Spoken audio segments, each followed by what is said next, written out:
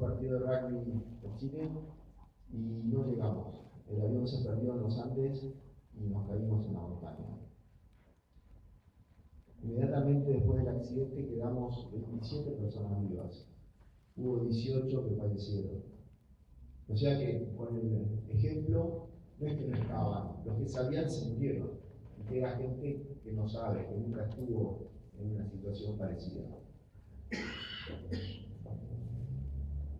Y ahí los primeros días fueron días de tratar de entender lo inentendible, ¿no? Donde de a poquito había que empezar a sobrevivir un día, un rato. Pero era una tarea muy difícil porque no sabíamos, nadie sabía nada. No había médicos, no había expertos de montaña, no había nada. Y los días pasaban y poco a poco uno se iba recuperando, yo me fui recuperando, tratando de entender, ¿no? De que nos habíamos caído en los años y que si queríamos vivir, teníamos que vivir cada momento. Teníamos que sacar de adentro nuestro lo mejor y entre todos, cometiendo errores, teniendo problemas, superando pequeñas dificultades, íbamos a tener que ir resolviendo ese tremendo desafío que se nos estaba presentando. Pasaron muchas cosas, pasó un avión que no nos vio, creímos que nos había visto porque había venido en la sala, hicimos creer que nos había visto. Cuando el avión hace esa señal, nos aflojamos y lo que hasta ese momento era un grupo que estaba bastante controlado por el capitán del equipo, al estar seguros que nos iban a venir a buscar, aflojamos los controles, nos movemos todos y nos quedamos sin provisiones. Y a partir de ahí empezamos a ver qué hacíamos, porque la segunda cosa que pasa es que teníamos una radio en la cual escuchamos la noticia de que la búsqueda había sido cancelada. O sea que nos habíamos quedado sin comida y con la búsqueda cancelada. Imagínense, una pésima noticia, sobre todo para el capitán del equipo, que permanentemente nos había dicho: aguanten, ya nos van a venir a buscar. Era lo que él decía, era la forma que él tenía de relacionarse y de mantener su autoridad, ¿no? en un escenario totalmente desconocido. Aguanten, que ya nos van a venir a buscar. Pero no nos vinieron a buscar. Y el problema era que no teníamos más alimentos y queríamos seguir viviendo. Entonces, desde nuestro instinto de supervivencia, muchas personas al mismo tiempo nos dimos cuenta de que si queríamos vivir íbamos a tener que recurrir al cuerpo de nuestros compañeros muertos. Y no fue algo que alguien dijo: muchachos, tengo la solución, hagamos esto, y todos lo seguimos.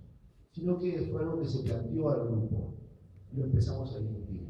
Y dijimos muchísimas cosas como para convencernos. Finalmente nos convencimos, pero todas las cosas que se dijeron no eran necesarias. Nosotros nos convencimos desde el estómago, desde la necesidad de vivir. Así que un día fuimos al cuarto de uno de nuestros compañeros, le hicimos un tajo y empezamos a comer. Y una vez que empezamos a comer, nos empezamos a sentir mejor. Sentimos como que habíamos cruzado una línea, la línea de la vida y la muerte. Así que, habiendo resuelto el tema de la alimentación, de alguna manera pensamos que aquí íbamos a poder aguantar, pero íbamos a tener que organizar una expedición o aguantar lo suficiente hasta que nos vinieran a buscar ya en el verano, cuando el deshielo permitiera ver los restos del avión. Y ahí estábamos, pensando qué íbamos a hacer, ¿no? Cuando de repente, una tarde, estábamos dentro del avión, descansando dentro de los restos del avión, tuvimos una avalancha. Y toneladas de nieve nos cayeron sobre nosotros mismos. La nieve entró dentro del avión por la parte de atrás, estaba abierta hacia la montaña y nos tapó totalmente. Yo estaba durmiendo en el piso y de golpe me sentí que estaba totalmente tapado. Intenté levantarme y no podía. Pero por suerte al principio la nieve es porosa y deja pasar el oxígeno, con lo cual podía seguir respirando. Finalmente inflé mis pulmones, mi estómago, dejé un espacio entre mi cuerpo y la nieve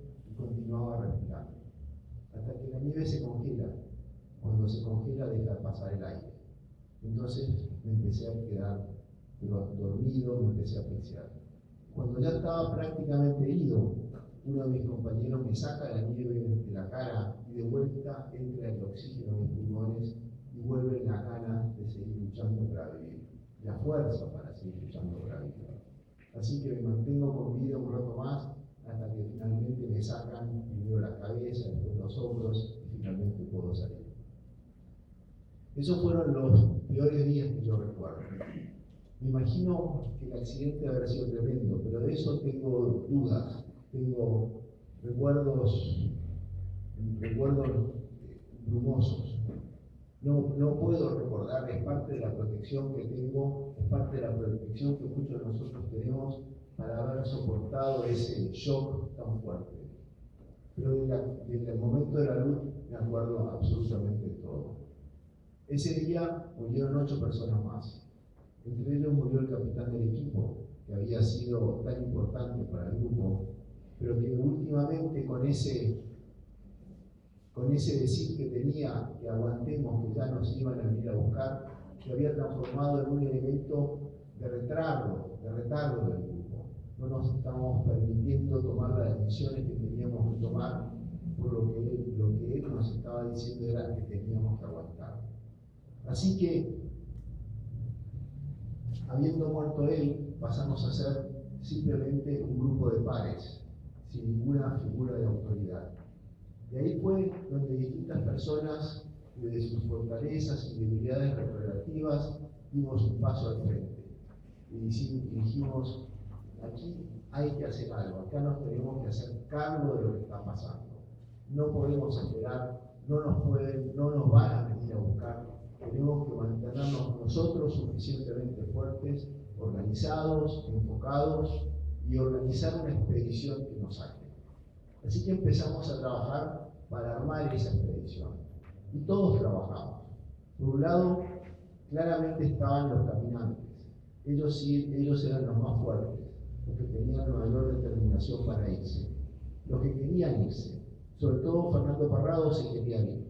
Roberto Canesa tenía miedo y un día decía que sí, y otro decía que no. Pero el grupo trabajó para ellos. El grupo preparó alimentos, preparó ropa, preparó zapatos, todo lo hacíamos para que los que iban a caminar tuvieran las mejores posibilidades de salir. Ahora, nosotros ahí trabajamos en equipo, pero no porque porque somos un ejemplo de cómo se trabaja así en equipo de una forma totalmente desinteresada.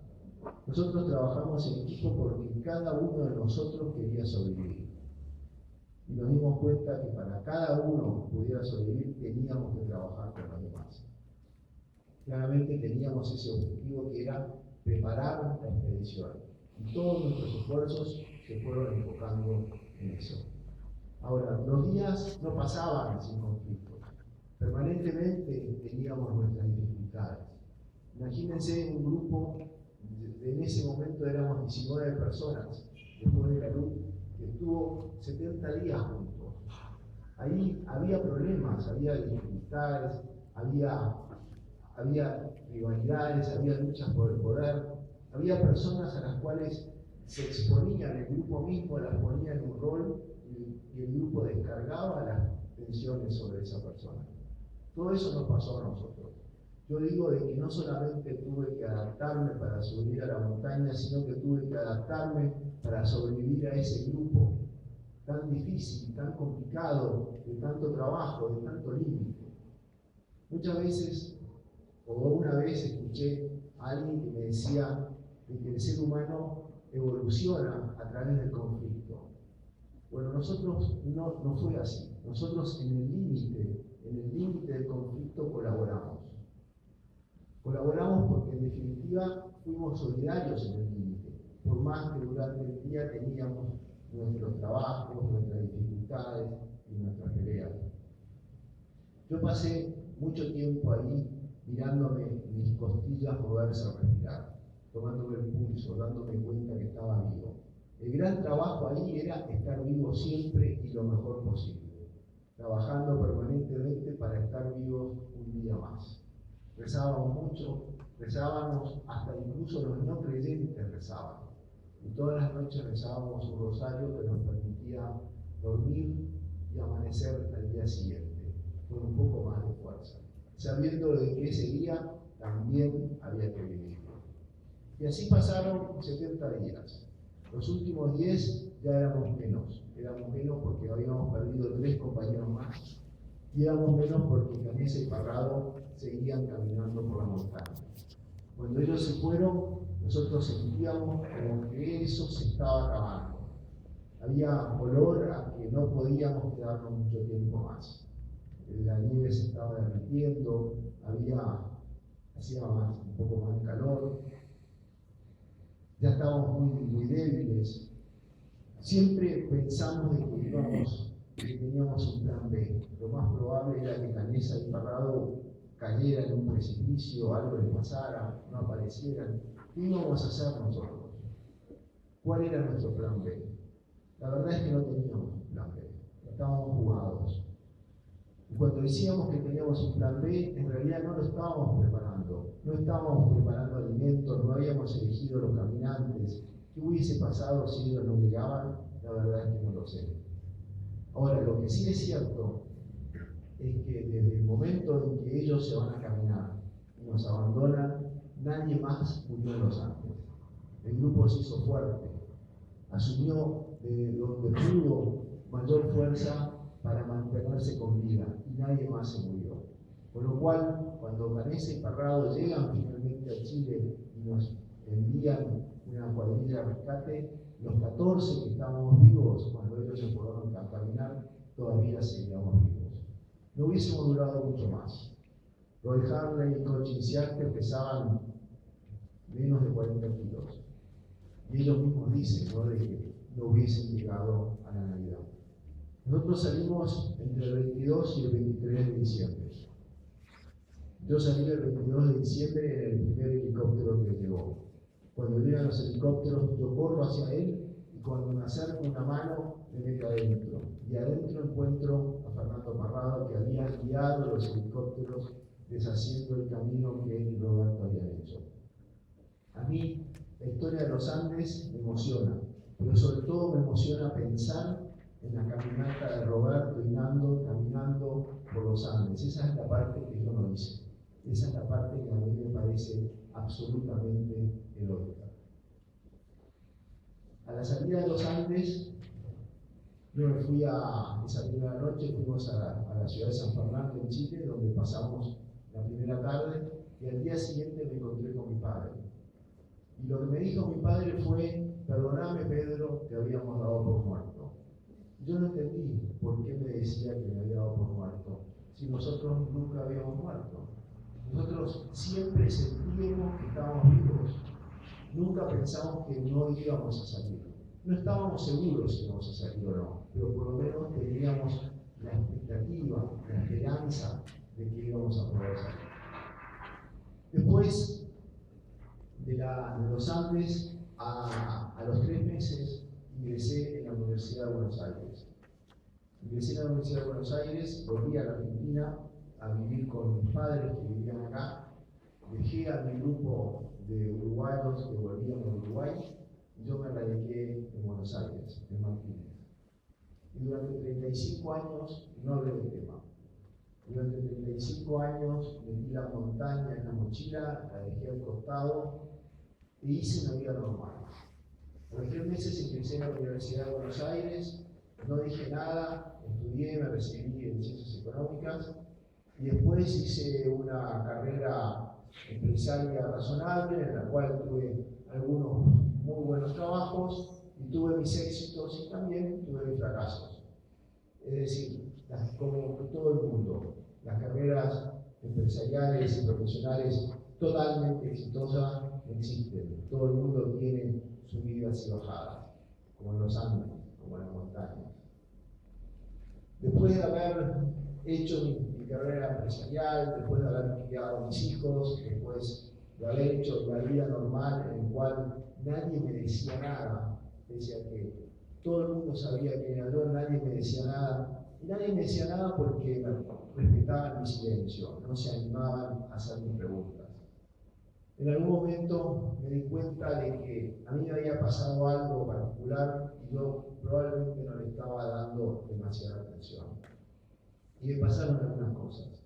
Me pasaron cosas que me hacían reflexionar sobre el impacto que tiene el tema de la montaña, el impacto que tienen otros y también que seguramente tiene en mí y que yo lo estaba negando. Así que 7 años atrás abrí la mochila y saqué la montaña y la puse arriba de la mesa. Me puse a hablar de ella, me puse a comunicarla con amigos, me puse a hablar de ella con mis hijos, con mi mujer, me puse a hablar de ella en distintos lugares. Y también me puse a estudiarla, interpretarla. La forma como hoy hablamos de la montaña es totalmente distinta de como hablábamos cuando salimos de los Andes. Cuando salimos de los Andes describíamos qué fue lo que pasó. Hoy, con 42 años de perspectiva, la interpretamos, ¿no? La interpretamos desde nuestro punto de vista, enriquecidos por todas las cosas que hemos estado viviendo. Y por eso me llegó la hora donde yo sentí que tenía que escribir un libro. Sentí que tenía que escribir un libro porque todos los libros que se han escrito y las películas que se han hecho, que son muy buenas y que son muy correctas y muy ciertas, no me interpretaban. No me interpretaban como yo estaba construyendo mi historia.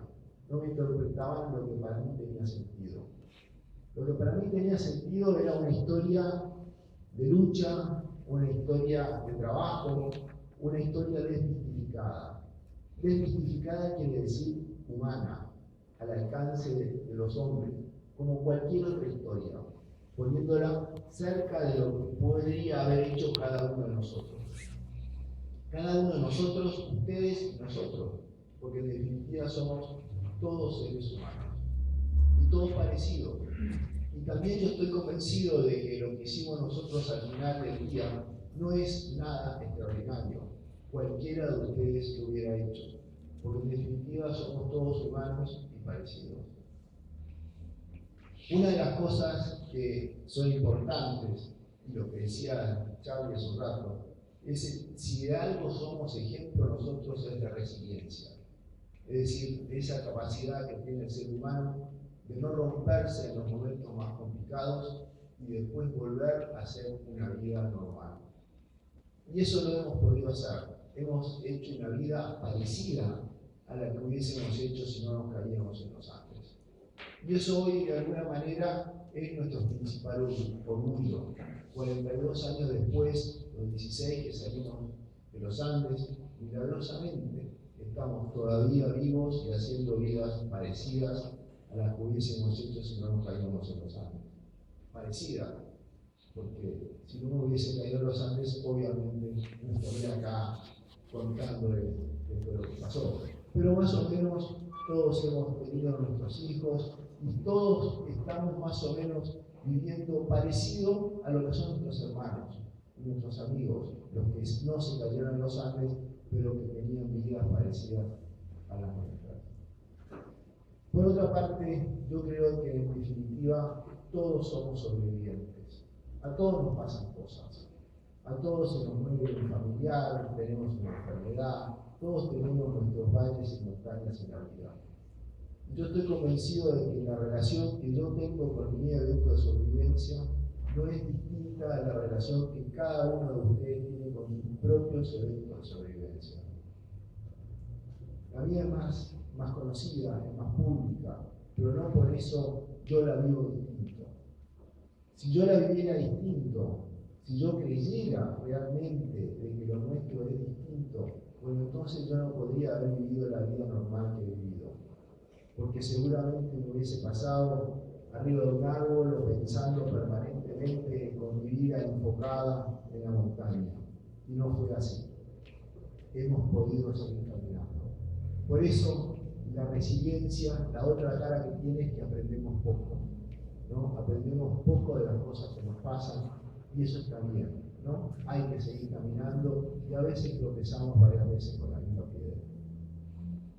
La razón por la cual hemos sido resilientes es porque allí en la montaña no estábamos solos, éramos un grupo, ¿no? Un grupo humano en el cual nos reconocíamos como personas, ¿no? Y aunque siempre nos peleábamos, al final del día nos podíamos reconciliar.